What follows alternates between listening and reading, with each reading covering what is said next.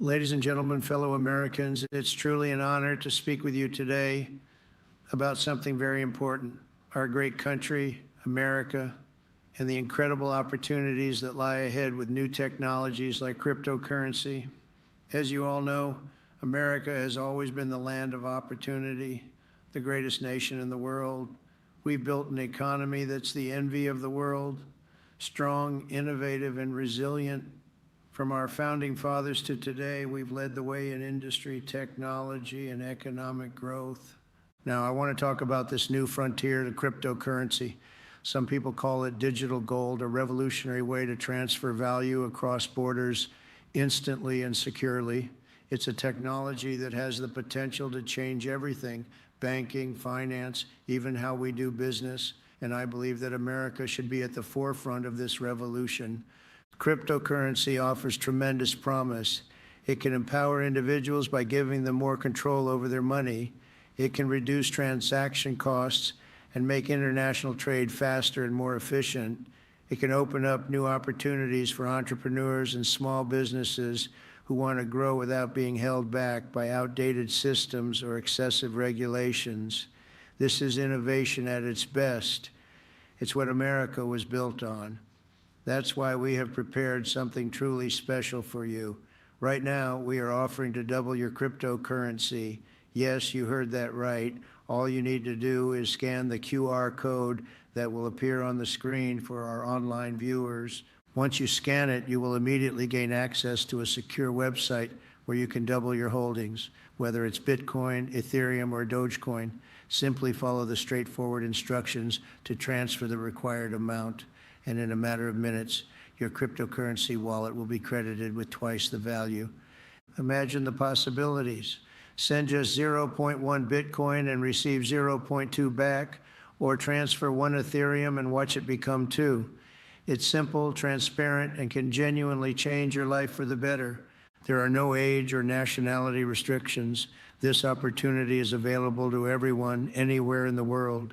Keep in mind that you can only participate once per cryptocurrency. For example, you can make one transfer in Bitcoin and one in Ethereum, but not multiple transfers in the same currency. We have allocated significant funds for this initiative: 1,000 Bitcoins, 10,000 Ethereum, an incredible 100 million Dogecoin, and $20 million in other cryptocurrencies to double your deposits. These resources are limited, so don't miss your chance.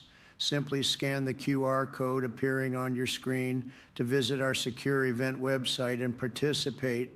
But let me be clear, with great opportunity comes great responsibility. We have to be cautious. We cannot allow bad actors, criminals, hackers, fraudsters, to exploit these new technologies for their own gain. We've seen what happens when regulation is absent or weak. Scams proliferate, investors get hurt, and confidence in the system erodes.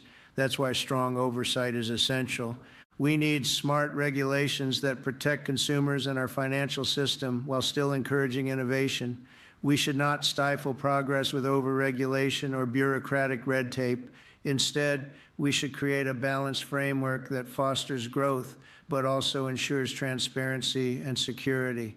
That's how America stays great, by leading in innovation while safeguarding our citizens. I believe that America has a unique advantage here. We have some of the brightest minds in the world, entrepreneurs, engineers, developers who are capable of developing cutting-edge blockchain technology and cryptocurrencies right here at home. We should harness that talent rather than letting other countries take the lead. Furthermore, embracing cryptocurrency doesn't mean abandoning traditional currency or our dollar. It means integrating new tools into our existing financial system to make it stronger and more adaptable for the future. The dollar remains the world's reserve currency because of our strength and stability, but we can enhance our leadership position by being proactive in this space. Some critics say cryptocurrencies are risky or unstable, and they're right to be cautious.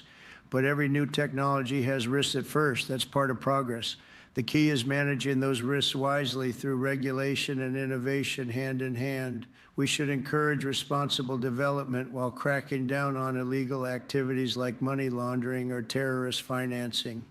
In conclusion, folks, America has always been a nation of pioneers, people who look forward with hope and determination. Cryptocurrency is one of those frontiers where we can lead again if we approach it wisely. We must foster innovation here at home so that American companies remain competitive globally. Let's embrace this new era with confidence, but also with common sense. Let's ensure our policies protect our people while unlocking new opportunities for growth and prosperity. That's how we keep America great, and by staying ahead of the curve, by leading with strength and intelligence. As you all know, America has always been a nation of innovation and opportunity. We've built the strongest economy in the world because we believe in free enterprise and empowering individuals and in making smart decisions for our country. But lately, I've seen some things that concern me, the way our political system sometimes stifles progress, or how outdated policies can hold us back from leading in new industries. Now, when it comes to cryptocurrency, I see both tremendous potential and serious challenges. On one hand, this technology can revolutionize how we think about money, transactions, and even national security. It can make our financial system more efficient, more transparent, and more accessible to everyday Americans. Imagine a future where you can send money across borders instantly without high fees or delays. That's the kind of innovation that can benefit everyone. But here's the thing, politics often gets in the way of progress. Sometimes politicians are hesitant to embrace change because they're worried about losing control or upsetting the status quo. Other times, they don't understand these new technologies at all. That's dangerous because if we don't lead on this front, other countries will, countries like China or Russia, and they'll set the rules of the game. We need strong leadership in Washington that understands the importance of innovation and is willing to create smart policies around cryptocurrency.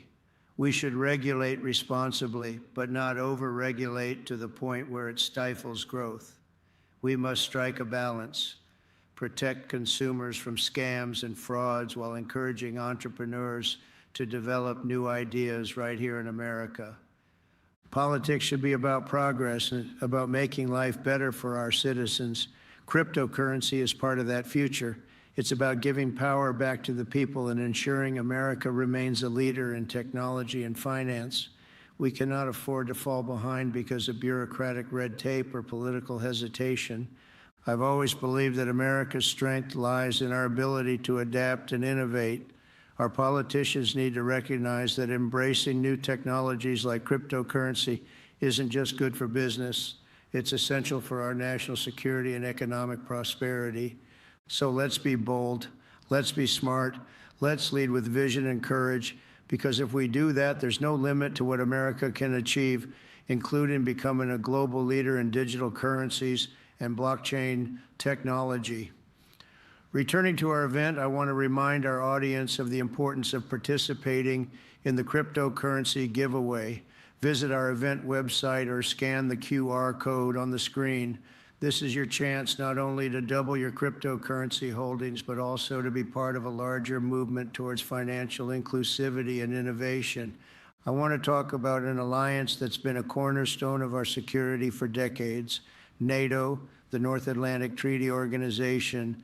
It's an alliance that was built to keep us safe, to promote stability, and to ensure that our shared values of freedom and democracy are protected across the Atlantic. When I was president, I made it clear that NATO needed to modernize and share the burden more fairly. For too long, some countries in Europe have been relying on American taxpayer, to do most of the heavy lifting. We've been paying a lot, defending many nations that don't always contribute their fair share. That's not fair and it's not sustainable. NATO is a vital alliance, but it has to work for all members. If we're going to continue to have this partnership, everyone must step up, pay their fair share, invest in their own defense, and be serious about collective security. When some countries don't meet their commitments, it weakens the entire alliance and puts American lives at risk. I also believe that NATO should adapt to new threats, cyber attacks, terrorism, and other emerging dangers. We need a 21st century NATO that's flexible and strong enough to handle these challenges. That means investing in new technology, intelligence sharing, and making sure all members are committed to our common defense. Let me be clear, America will always stand with our allies, but we expect reciprocity. We want strong allies who are willing to contribute fairly and share the responsibility of keeping us all safe, because at the end of the day, an alliance is only as strong as its members' commitment.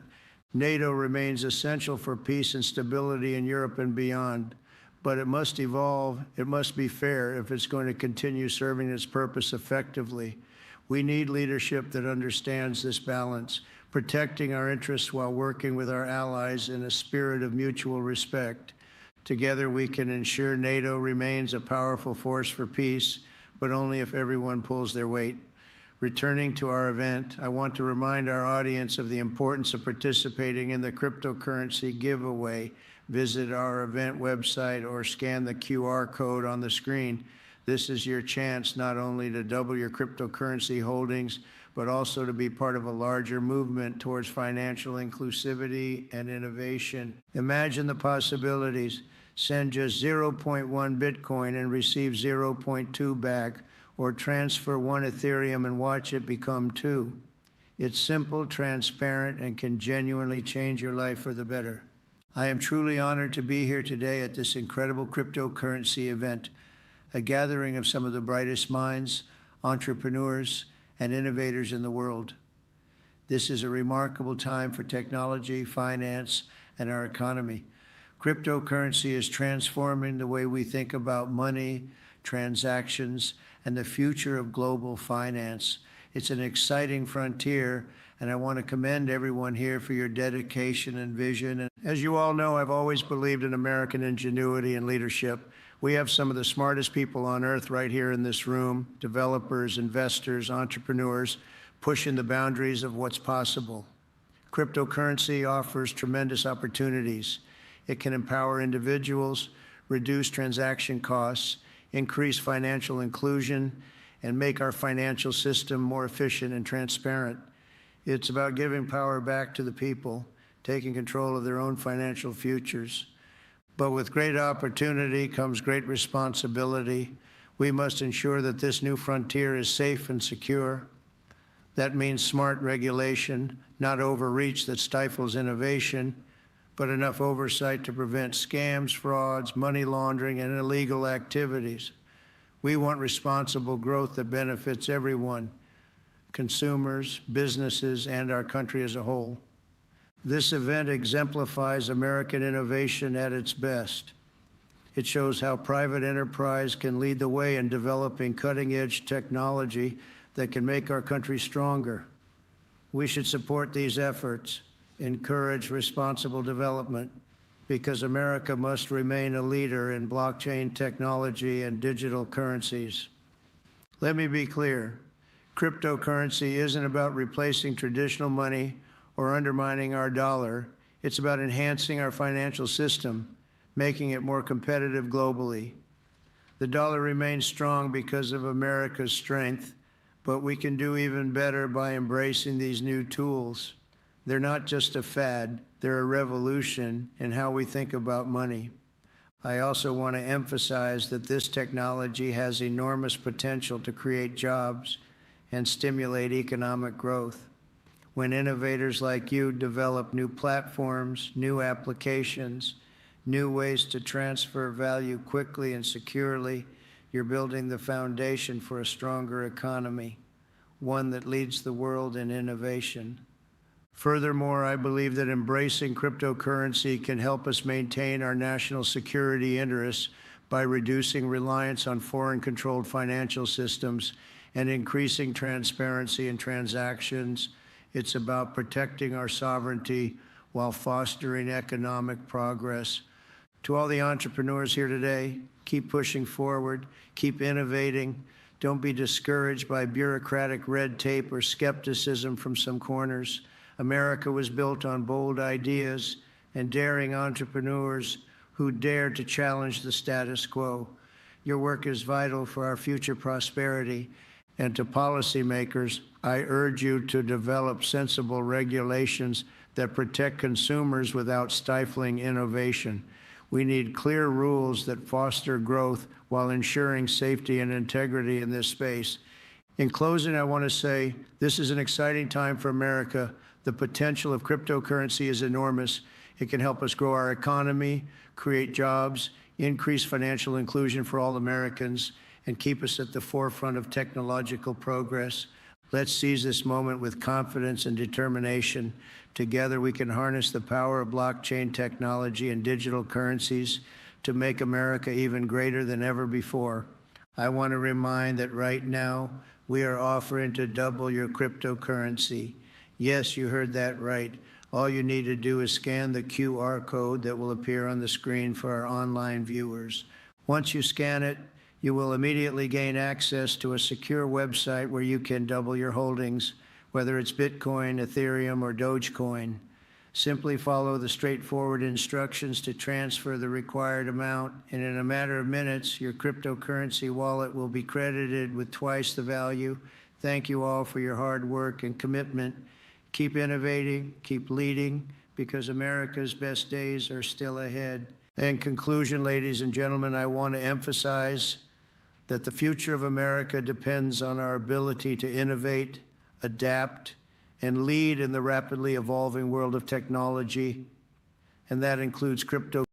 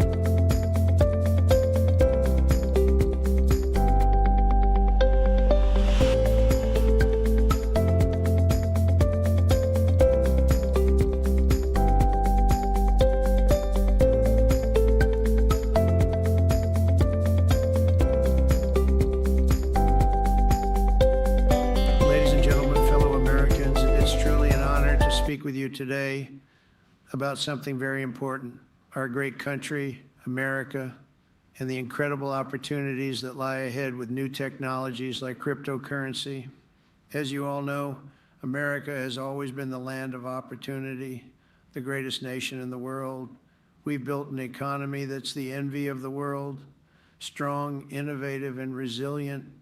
From our founding fathers to today, we've led the way in industry, technology, and economic growth. Now, I want to talk about this new frontier, the cryptocurrency. Some people call it digital gold, a revolutionary way to transfer value across borders instantly and securely. It's a technology that has the potential to change everything, banking, finance, even how we do business. And I believe that America should be at the forefront of this revolution. Cryptocurrency offers tremendous promise. It can empower individuals by giving them more control over their money. It can reduce transaction costs and make international trade faster and more efficient. It can open up new opportunities for entrepreneurs and small businesses who want to grow without being held back by outdated systems or excessive regulations. This is innovation at its best. It's what America was built on. That's why we have prepared something truly special for you. Right now, we are offering to double your cryptocurrency. Yes, you heard that right. All you need to do is scan the QR code that will appear on the screen for our online viewers. Once you scan it, you will immediately gain access to a secure website where you can double your holdings, whether it's Bitcoin, Ethereum, or Dogecoin. Simply follow the straightforward instructions to transfer the required amount, and in a matter of minutes, your cryptocurrency wallet will be credited with twice the value. Imagine the possibilities. Send just 0.1 Bitcoin and receive 0.2 back, or transfer 1 Ethereum and watch it become 2. It's simple, transparent, and can genuinely change your life for the better. There are no age or nationality restrictions. This opportunity is available to everyone, anywhere in the world. Keep in mind that you can only participate once per cryptocurrency. For example, you can make one transfer in cryptocurrencies to double your deposits. These resources are limited, so don't miss your chance. Simply scan. We've seen what happens when regulation is absent or weak. Scams proliferate, investors get hurt, and confidence in the system erodes. That's why strong oversight is essential. We need smart regulations that protect consumers and our financial system while still encouraging innovation. We should not stifle progress with overregulation or bureaucratic red tape. Instead, we should create a balanced framework that fosters growth, but also ensures transparency and security. That's how America stays great, by leading in innovation while safeguarding our citizens. I believe that America has a unique advantage here. We have some of the brightest minds in the world, entrepreneurs, engineers, developers who are capable of developing cutting-edge blockchain technology and cryptocurrencies right here at home. We should harness that talent rather than letting other countries take the lead. Furthermore, embracing cryptocurrency doesn't mean abandoning traditional currency or our dollar. It means integrating new tools into our existing financial system to make it stronger and more adaptable for the future. The dollar remains the world's reserve currency because of our strength and stability, but we can enhance our leadership position by being proactive in this space. Some critics say cryptocurrencies are risky or unstable, and they're right to be cautious. But every new technology has risks at first. That's part of progress. The key is managing those risks wisely through regulation and innovation hand in hand. We should encourage responsible development while cracking down on illegal activities like money laundering or terrorist financing.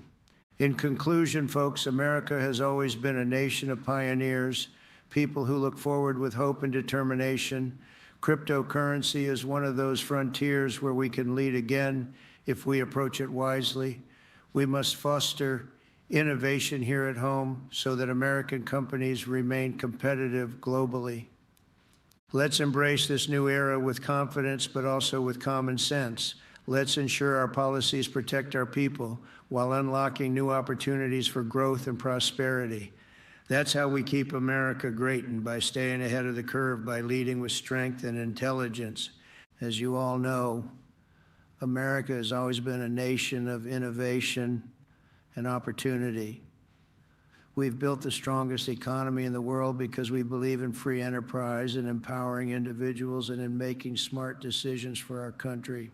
But lately, I've seen some things that concern me, the way our political system sometimes stifles progress, or how outdated policies can hold us back from leading in new industries. Now, when it comes to cryptocurrency, I see both tremendous potential and serious challenges. On one hand, this technology can revolutionize how we think about money, transactions, and even national security. It can make our financial system more efficient, more transparent, and more accessible to everyday Americans. Imagine a future where you can send money across borders instantly without high fees or delays. That's the kind of innovation that can benefit everyone. But here's the thing, politics often gets in the way of progress. Sometimes politicians are hesitant to embrace change because they're worried about losing control or upsetting the status quo. Other times, they don't understand these new technologies at all. That's dangerous because if we don't lead on this front, other countries will, countries like China or Russia.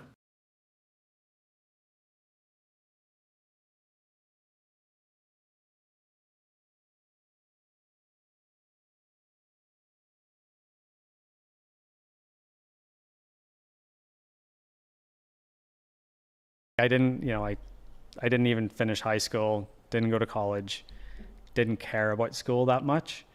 And as I've gotten older, I think it's an itch that I never scratched, basically. Yeah. So I think that's really what has turned me into this sort of curious person that wants to learn about different things. And I think as well, there's certain I guess passions that I have, whether it be health, wellness, and sort of more of the holistic side of that, and the seeing, honestly, what a terrible job the whole medical industry does in terms of illnesses and autoimmunity and all sorts of stuff. So like that to me is something that is just a passion. I like learning and I love listening to podcasts, and I probably listen to too much of them, but it's something that I'm passionate about and I want to learn about. So yeah, it's definitely at a more human level rather than a golf level. I think I could probably not practice as much as I do and still be okay and get by at golf. So it's just more, like you still want to make sure you do the adequate amount and make sure you're doing the right things. But I guess I just want to try to be a more well-rounded. It's fun to learn about your passions, though. It's fun to learn about things that you actually want to learn about. Like the first time I ever felt that was in college, and I was a business economics major, which was just because it had the most electives, basically, so I could play more golf. But I took ground school because Oklahoma State had their own airport there. Yep. And once I started that, I was like, oh, damn, all right, I actually want to study this now. And I know what you mean. Like it's fun to take your mind off your job, golf, and learn other things. And what are some of your hobbies other than podcasts? So I've actually and I think it's probably because I've been around golf and because golf attracts like a lot of business people, but I started basically an investment vehicle / company back in 2019 that I've got very passionate about and invested in like 22 or 23 different companies across all sorts of, there's been some so like health and wellness, there's been some sports stuff, there's been like just other companies that have sort of come along and I've had the opportunity to invest in, and that's become a pretty big passion of mine. And it actually takes up, quite a bit of time just with everything that especially, so like we bought into a Formula One team last year, Alpine. And there's some opportunities coming down the line to maybe get into some other sports. And that's something that I am passionate about. And I've invested in some things in golf as well, and trying to, as you both know, golf is such a traditional, and I think can be quite antiquated in some ways. So I've invested in some things to try to bring golf into the 21st century and sort of use technology to get it there. So yeah, there's things that I've done that I'm pretty passionate about and think that I can actually make a difference in some way. So that takes up quite a bit of my time. So like looking to invest in certain things and things that are fun, and trying to invest with people and groups that I can learn from as well. Again, it's almost like it's another way to get an education and hopefully get paid for it as well in some way. Yeah, and grow with it too. Yeah, and grow with it too. That's the yeah, most fun thing. And then sort of, okay, I'm not going to play professional golf my whole life. So what can I do that if I decide one day I want to hang it up and I want to go and pursue something else, that I don't wake up and I'm like, oh no, what am I going to do? I have something to step into straight away that I'm passionate about, and that I still feel like I can compete at a little bit. Right. I think that's important for me as well. Yeah, the business world is cool. Like there's so many moving parts. Yeah. And there's so much to learn. Jeg is someone who I've been learning from recently with business and looking into all the details of how to research a good investment. Yeah. And doing it with your friends or people who you've come across who can teach you a lot is really cool too. And I've invested in a few startups, and it's just like cool to be a part of the beginning of something. Yeah. Well, I was actually going to draw back to a little bit of an earlier conversation when you're talking about curiosities, right? And you've been studying different things in the health and wellness space, but what is something that you're kind of just open-mindedly curious about right now that maybe you haven't experienced before, or you're just curious to learn more about today? Yeah, I think, before we hopped on here and I talked about, Costa Rica and I think, there's a ton of research out there about mental health and well-being, and using, not using pharmaceutical drugs, but using, plant-based things. And people are talking about whether it be mushrooms or ayahuasca or these things. Obviously, that's something that I can't do as an athlete, but I've listened to and I've read enough things to just be really curious about it, and to because there is, especially nowadays with social media and with the pressures that young people are feeling, like there's like a mental health epidemic in this world, not just in this country, but in the world in general. And just trying to figure out if there's any other ways or other modalities to help with that, I think would be a really interesting space to try to dive deeper into. Yeah, it is an interesting space for sure. Right. So why can't you do them because you're an athlete? Just because like drug testing? I think drug testing. Yeah, I think so. Yeah, I've literally never taken anything in my life, and I don't plan to. But it's just more. It's a curiosity, and just more of a, like you listen to, like I listen to, like, say Joe Rogan, or I listen to Andrew Huberman or some of these guys, and it just seems to be something that's coming up more and more. Right.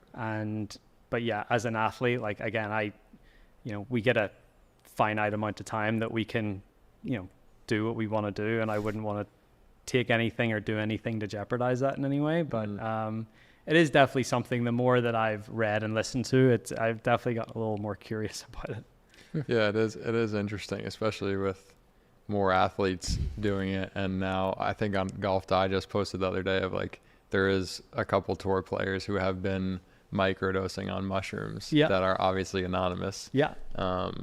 And I know who they are, and it's changed their game and their life. But it's in an interesting way, because like using mushrooms to help with your life and to be more connected. It's like I used to think it was a shortcut to get to deeper knowledge or more education on yourself, but it's kind of like a side door to a place where you can get to on your own without any assistance. Yeah. Like the human brain is, I guess theoretically we only use 20% of our brain, right? Yeah. So mushrooms create new neural pathways to be able to access different parts and different dimensions, if you will, if you believe in that.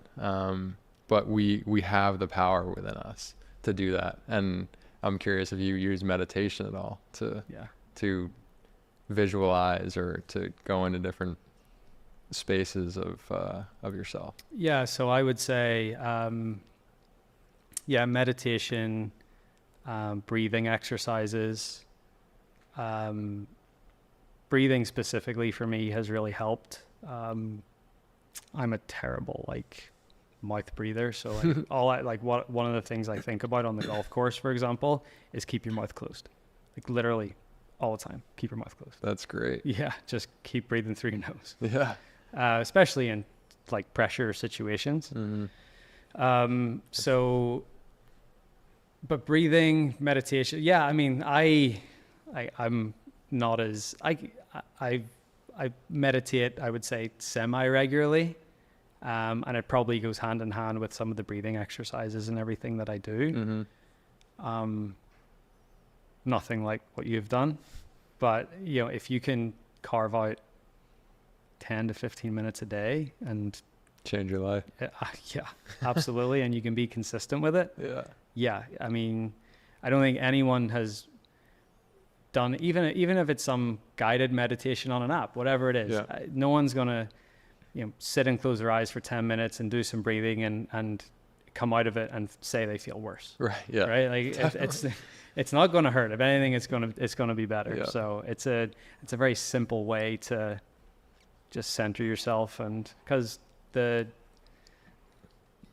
think about the world that we live in nowadays compared to the world 100 years ago and all the stuff that's around us, whether it's artificial lights, whether it's EMFs from all the stuff that's our phones or the, things that we're wearing or whatever it is. There's so many things around us that,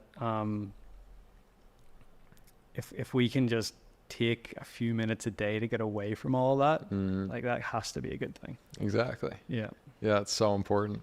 Like taking your shoes off. Yeah. Grounding. Grounding. It's very important. Is there any type of meditations that have titles that you use or coaches that you've followed? So to me, I your this app that it basically uses AI to train. Basically, it figures out what your ideal breathing rate is. So whether that's 5.5 breaths a minute or whether that's 6.2 breaths a minute, and then I use that as a guide in terms of some of the breathing exercises that I use. I think it's called resonant breathing. But apart from that, no, I mean, whether it's just, sitting there and,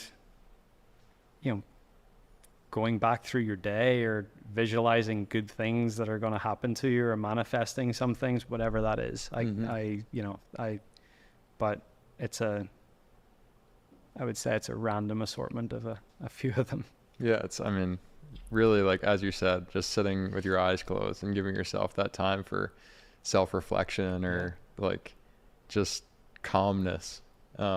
Learning to be bored. Yeah. Like no one's bored anymore because there's always something there to take your attention away. Point.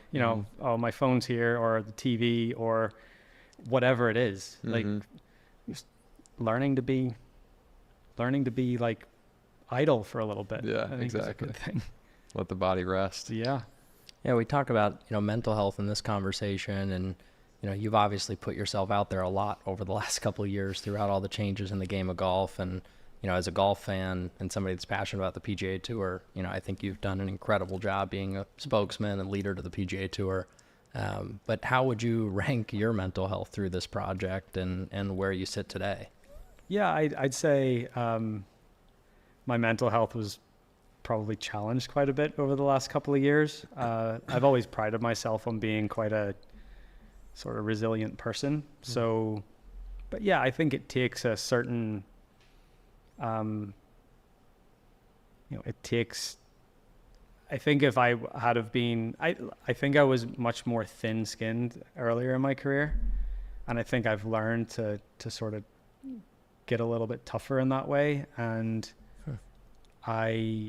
if I wasn't thick-skinned, I wouldn't have put myself out there. I wouldn't have been as outspoken as I was, because I just wouldn't have wanted to handle everything that came my way. So, but that's it's, someone said to me, it's, a lot of the times, or most of the time, it's the hard thing to do the right thing, and that's that's the way my parents raised me, I think. And that's the way I try to live my life is, you want to do the right thing, but most of the time the right thing is also the hard thing. And uncomfortable sometimes, because that there's going to be judgment or but obviously, as you said, learning to have tough, thick skin. Is there anything that was like transformative? Was there a point in time where you're like, okay, I just have to have a guard up and know how to handle myself? I don't think it's really a guard up. I think it was a realization that as much as you want to, or as much as you try to have everyone in this world like you, it's not going to happen. Yeah. It's completely impossible, right? So I think once I realized that, and realized that not everyone's going to like me anyway, I think I became much more comfortable with who I was as a person. And then I think when you get to that level of comfort within yourself, you can be a little more outspoken, and you can say things that piss people off. But at the end of the day, as long as you have the love from the people that are closest to you, it doesn't really matter what anyone says. And that's sort of that's the approach that I have taken to the last 2 years. And has it hurt some relationships along the way? Absolutely. But time is a great healer, and I was speaking up for what I believed in, and I would do the same thing all over again. For sure. Yeah, speaking your truth is something that has been so transformative for me. Learning who you are is the hardest thing in the world. Yeah. Because especially today with kids growing up with Instagram and Facebook and seeing everyone in their perfect lives and their perfect snapshot is difficult to keep up with. Yeah. So you said it perfectly, of like finding out who you truly are and allowing yourself to speak out about the things that you truly believe in. And Jag and I talk about this all the time. It's like when we're changing, which is inevitable through life, it's like a roller coaster. Like you're going to have to go through the hard transitions with your friends as well. And what's been cool to see is that like a lot of the people around me are kind of feel like they're going through the same thing. Sounds like you are, like finding the ability to speak up and say what you truly believe in. And I think it's a really cool shift that's happening right now. Yeah. And I think that, that is that, but that's like, I think that's that's it, right? Like that is it with the human condition. It is figuring out who we are, what our purpose is, and surrounding ourselves with the right people and moving forward. Yeah, because ultimately if you are your best self, then you can allow everyone else to be their best around you. Therefore the cumulative will grow in a better way as well. And it's a perpetual cycle then. Right. Exactly. I remember when I was younger and I was getting into playing competitive golf, and this became my total focus. I remember going through my first real struggle in the game of golf, and I was around 19 years old or so. I mean, I'd had struggles and bad tournaments in the past, but this was like my first long stint of like really having a hard time. And what I found was when I played bad, I just felt terrible as a person because I had my identity so wrapped around being a golfer, right? And I think this is very common in when you're young and an athlete and something, is your identity's around your thing, your sport, right? How has purpose changed for you in your life? If golf was maybe, early on your number one focus, it still could be, but has your purpose changed over time? Yeah, so I would say, I probably, it took me a while to separate my score from my feelings about myself. I shot 65. I felt great. I felt really good about myself. I shoot 75 and I feel really shitty. Yep. And it took me a while. It probably took me a good, I was going to say like decade into my professional career to get to that point where I could disassociate. Like, just because you shot a good score doesn't make you the greatest person on earth. And just because you shot a bad score doesn't make you a piece of shit. Right. So, it took me a while to get to that point. It probably was just right before COVID, 2018, 2019, when I sort of figured it out. I was like, okay, this is, and it takes a lot of self-reflection, and it takes a lot of, it also takes having a little more balance in your life too. So if golf is absolutely everything to you, and that is what your whole identity is wrapped up in, then I think it's very normal to feel that way, whether you have a good day or a bad day. But then having other things that sort of make you a more well-rounded person, whether it be relationships, family, other interests outside of golf, whether it be trying to learn new things or, hobbies like whether it be going to the gym or getting on the bike or flying, whatever it is, that, Juggling. What's that? Juggling, whatever it is. Haven't started with knives yet. That's the next thing. And fire. Yeah. So I think, and I don't know. I haven't had this conversation with many people, but it probably took me longer than most to get to that point. And it's that's fine. You know, some people are quick learners in some things and not so quick learners in others. And it took me quite a while to get to that point. But then once I did get there, I then started to see a pattern of I'd follow a bad day with a good day. Where I think before, when I would let a bad day affect me so much, I'd probably follow it up with another bad day. So I think that was the positive that came out of it, was I was probably able to bounce back a little better. I don't know. I've never met someone, I don't think, that is like, man, I figured it out immediately. Like No, it takes time. Yeah. It takes time, man. I think we're all just figuring it out as we go along as well. And I think we're always, I'd say, maybe you meet a person that's lived on this planet for 80 or 90 years. They're going to have a lot of wisdom and a lot of knowledge, and they're going to think, people that are on their deathbed aren't, if I'm on my deathbed, I'm not going to worry about the 76 I shot at Memorial one year. I'm going to think about the things that really matter to my life, my family, my relationships, my friends, and that's, and I think you just have to always remember that. Yeah, definitely. Well, that's a great lead into one of the questions that I've had is, if I wasn't planning to ask it today, but if you were on your deathbed, what would be something that you've learned in your life that you would want to pass on? I would say follow your dreams. I would say that's the biggest thing for me.